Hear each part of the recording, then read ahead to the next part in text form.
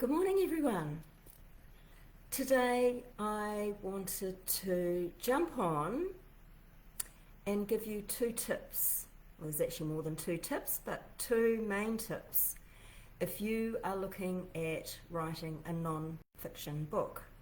Non-fiction being it's true, so it could be a memoir, so part of your life story. You might have overcome some difficulty that is quite common out there in the population, and you're writing a memoir as part of the inspiration of how you overcame that, which is what I did in my book Silent Warrior Transformation.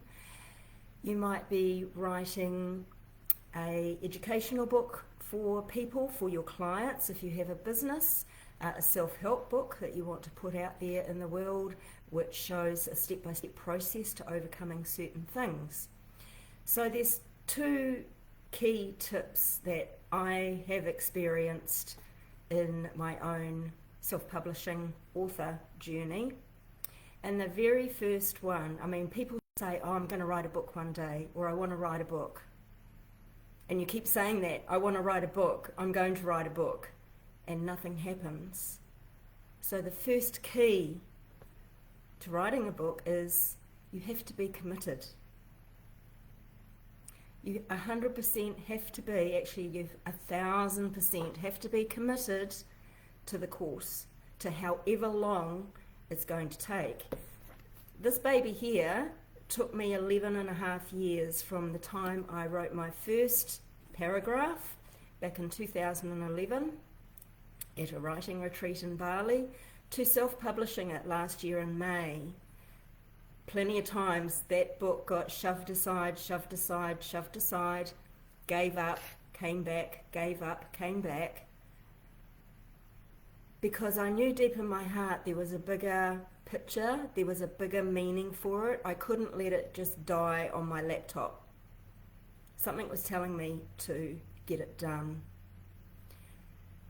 It's not an easy road to do it yourself. If you've got thousands of dollars, by all means, go and get a ghostwriter to do it. But this video is for if you have no budget and you know in here you have a book that you want to share either with your family or to the wider world, then you've got to be committed to make it happen.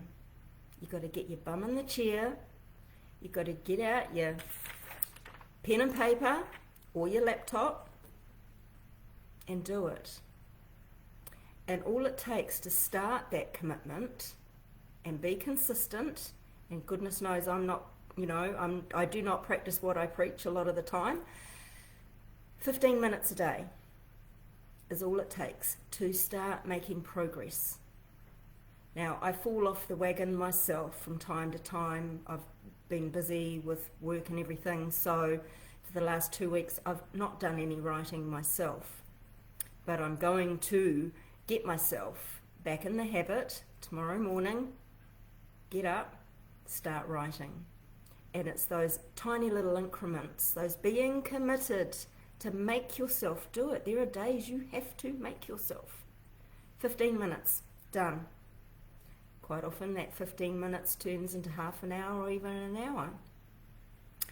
So do it at a time where you know you can commit to it. Shut yourself away from the family, take yourself off to a cafe, whatever is going to work, because that will keep you consistent. And before long, you'll find it becomes a habit and you actually look forward to your little writing time. So the first major step is commitment. If you haven't got the commitment, it's never going to happen. The second key step, and I've got a little list here, is who are you actually writing for? Number one, you are writing this for yourself, because there are things in here that you need to get out. And if that's as far as it goes, that's as far as it goes. It's like writing a massive life journal, if you like. And it's very cathartic because you are reliving all those pivotal moments that you may want to put in the book or not, At this stage, don't worry about that. Just write what you feel drawn to write. I'm going to do another video next week about, well, how do I know what to write? So I'll go through steps for that. But once you've got your list of what you're going to write about, and you've got your bum in the chair, and you're going to start writing, you do have to go back to those difficult times and write about them. That's the whole point. And with that, you get clarity. With that, you get healing. And that's all it needs to be right now. Now, if you decide that it's going to go out to the wider world or a bigger audience, it might be your business audience, your clients. It could be a book that's published out there in the big wide world, either by yourself or if you're lucky enough to go through, you know, a publisher. So if it is a wider audience, the second thing you need to ask yourself is, who are they? Who is your audience? Is it all women? Is it men? Is it a mixture of both? Why would they read your book? So, like, what is their pain point? What do they struggle with? What problem do you solve? Or what inspiration do you give to help them overcome where they are, because you've been there.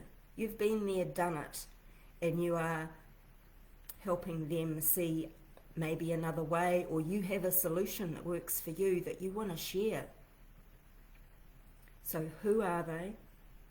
Why would they read your book? Because let's face it, there's 20 million thousand books out there on your topic.